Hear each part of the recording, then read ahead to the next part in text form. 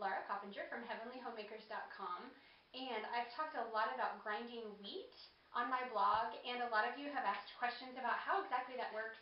The main thing I want to address is how so many of you say, oh, I could never grind my own wheat, I don't have time.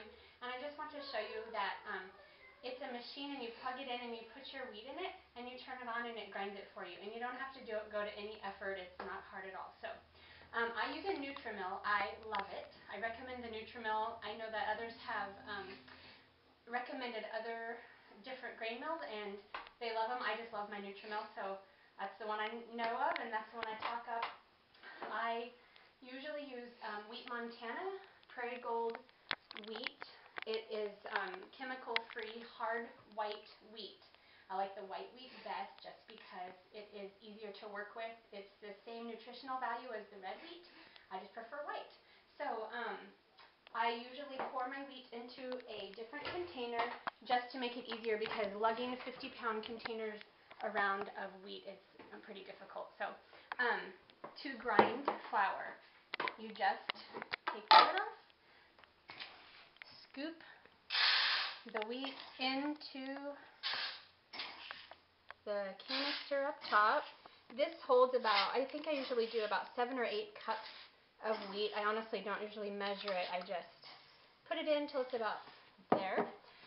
Put the lid on, and then the flour is going to catch in this canister down here. I have to make sure it's pushed all the way in, or I will have flour flying all over my kitchen. Don't ask me how I know that.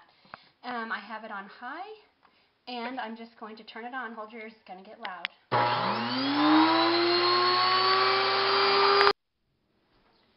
Okay, it took about 7 minutes. I timed it for the wheat to grind into flour. In the meantime, I mixed up some cornbread for our lunch and did a couple of dishes. So while I'm grinding flour, I can do other things. I like multitasking.